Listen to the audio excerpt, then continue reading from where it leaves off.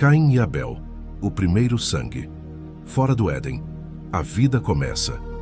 E conheceu Adão a Eva, sua mulher, e ela concebeu e deu à luz a Caim, e disse: Alcancei do Senhor um varão. Gênesis 4:1. Estas palavras simples marcam o início da história humana fora do paraíso. Eva, ao dar à luz seu primeiro filho, expressa esperança. O nome Caim, Caim em hebraico, soa como a palavra adquirir ou alcançar. Talvez ela pensasse que este filho seria o cumprimento da promessa divina, aquele que esmagaria a cabeça da serpente. Mas a realidade seria muito mais complexa e sombria. E tornou a dar à luz a seu irmão Abel. E Abel foi pastor de ovelhas, e Caim foi lavrador da terra. Gênesis 4. 2 irmãos, 2 vocações, 2 personalidades. Abel, cujo nome pode significar vapor ou de sopro, prenunciando talvez a brevidade de sua vida, escolhe cuidar de rebanhos. Caim, seguindo os passos de seu pai, trabalha o solo amaldiçoado. Eles crescem juntos neste mundo novo e estranho, ouvindo provavelmente as histórias de seus pais sobre o jardim perdido, sobre como era caminhar com Deus na viração do dia, sobre a árvore proibida e a escolha fatal. Eles nunca conheceram o Éden, mas carregavam em seu DNA tanto a imagem de Deus quanto a marca do pecado. Eram a primeira geração nascida sob a maldição, e logo demonstrariam que o pecado de seus pais não ficaria contido em uma única geração. A oferta. 2 corações revelados. E aconteceu ao cabo de dias que Caim trouxe do fruto da terra uma oferta ao Senhor. E Abel também trouxe dos primogênitos das suas ovelhas e da sua gordura. Gênesis 4, 3, 4a. Aqui vemos algo fascinante: a adoração espontânea. Ninguém ordenou a Caim e Abel que trouxessem ofertas. Não há registro de Deus exigindo sacrifícios neste ponto da história. Mas algo dentro deles os impulsiona a buscar a Deus, a reconhecer sua soberania, a expressar gratidão ou talvez buscar reconciliação. Mas há uma diferença crucial entre as 2 ofertas. Caim traz do fruto da terra. Uma oferta sim, mas não necessariamente a melhor. O texto não menciona que eram as primícias ou o melhor de sua colheita. Abel, por outro lado, traz dos primogênitos e da gordura explicitamente o melhor que ele tinha. Os primeiros e mais escolhidos cordeiros, a porção mais rica. E atentou o Senhor para Abel e para a sua oferta. Mas para Caim e para a sua oferta não atentou. Gênesis 4, 4, 5. Este é um momento que tem gerado discussões teológicas por milênios. Por que Deus aceitou uma oferta e rejeitou a outra? O texto não nos dá todos os detalhes, mas pistas emergem. O autor de Hebreus escreveria muito mais tarde: pela fé Abel ofereceu a Deus maior sacrifício do que Caim. Hebreus 11, 4. A diferença estava no coração, na fé, na motivação. Caim estava simplesmente cumprindo um dever religioso. Sua oferta era motivada por obrigação, em vez de adoração genuína. Há algo revelador no fato de que Abel trouxe uma oferta de sangue. Um animal teve que morrer.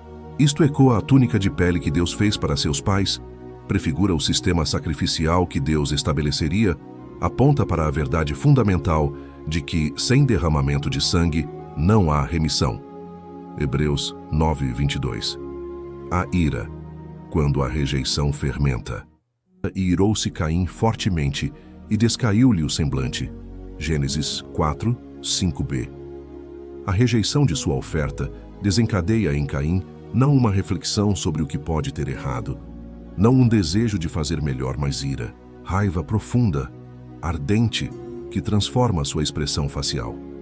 Esta é a primeira vez que vemos ira humana registrada na Escritura, e ela rapidamente provará ser mortal. Mas Deus, em sua misericórdia, intervém antes que seja tarde demais. E o Senhor disse a Caim: por que te iraste? E por que descaiu o teu semblante? Se bem fizeres, não haverá aceitação para ti. Gênesis 4, 6, 7a. Observe a paciência divina aqui. Deus não apenas rejeita Caim e vai embora. Ele se aproxima, questiona, oferece uma oportunidade para a autocorreção. A pergunta de Deus não é retórica. É uma sonda pastoral, um convite ao arrependimento. E então vem um aviso profético e assustador.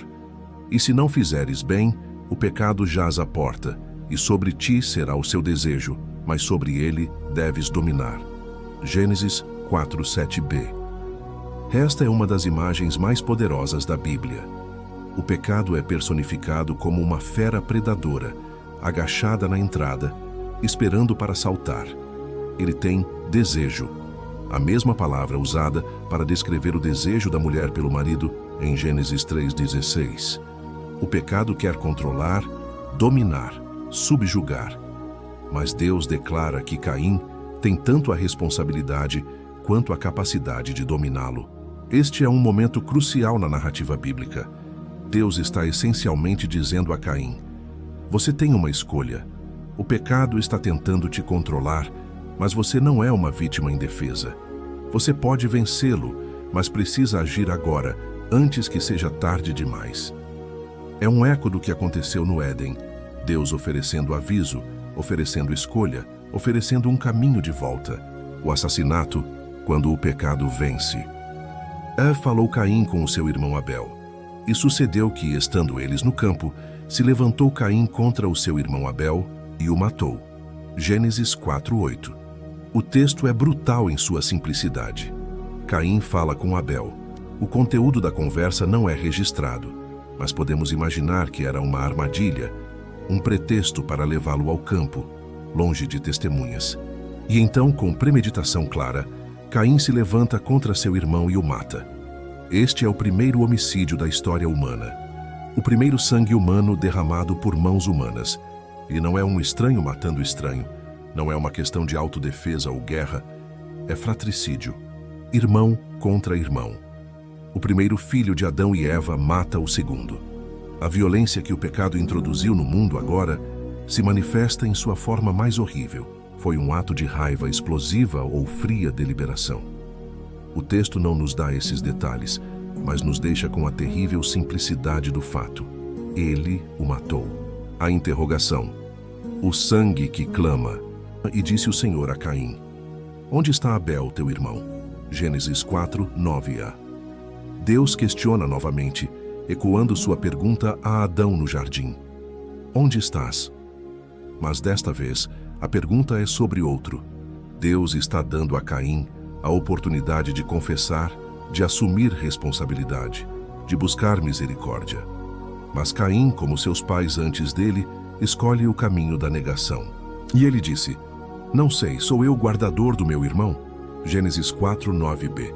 Esta resposta é chocante em sua audácia. Caim mente diretamente a Deus. E então adiciona uma pergunta cínica, quase zombeteira: sou eu o guardador do meu irmão?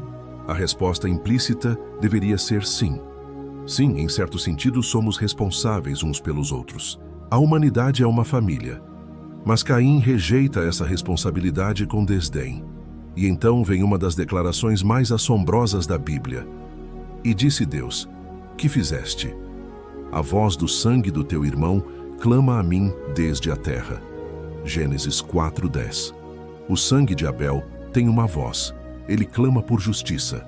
A terra que bebeu o sangue inocente se torna testemunha contra o assassino. Nada está oculto de Deus. O pecado sempre tem voz, sempre deixa rastros, sempre demanda prestação de contas. O julgamento, vagueando e fugindo. E agora maldito és tu desde a terra, que abriu a sua boca para receber da tua mão o sangue do teu irmão. Quando lavrares a terra, não te dará mais a sua força. Fugitivo e vagabundo serás na terra. Gênesis 4:11-12. A maldição sobre Caim é apropriada e devastadora. Ele que trabalhou o solo, que ofereceu do fruto da terra, agora será rejeitado por essa mesma terra.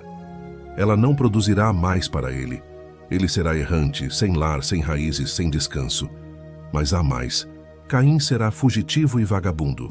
Não apenas fisicamente, mas existencialmente.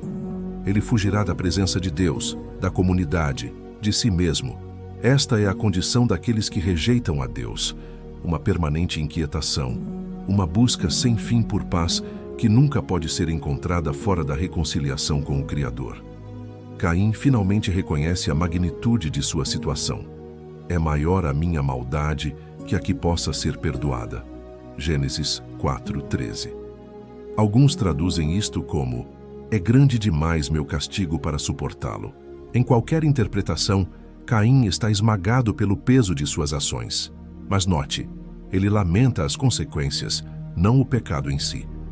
Ele teme a punição, não tem verdadeiro arrependimento pelo assassinato. Eis que hoje me lanças da face da terra, e da tua face me esconderei, e serei fugitivo e vagabundo na terra, e será que todo aquele que me achar me matará. Gênesis 4:14. Caim entende que ser expulso da presença de Deus é a verdadeira morte, e ele teme vingança. Irônico, vindo de alguém que acabou de cometer o primeiro assassinato. A marca: graça para o assassino. E aqui está algo surpreendente. O Senhor, porém, disse-lhe: portanto, qualquer que matar a Caim, 7 vezes sobre ele cairá a vingança. E pôs o Senhor um sinal em Caim, para que o não ferisse qualquer que o achasse. Gênesis 4:15. Deus, o Deus justo que acabou de pronunciar julgamento sobre Caim, agora o protege. A marca de Caim, frequentemente mal interpretada como uma maldição, é na verdade uma misericórdia. É proteção divina para o indigno. Continua na parte 4. A multiplicação do pecado, de Caim a Noé.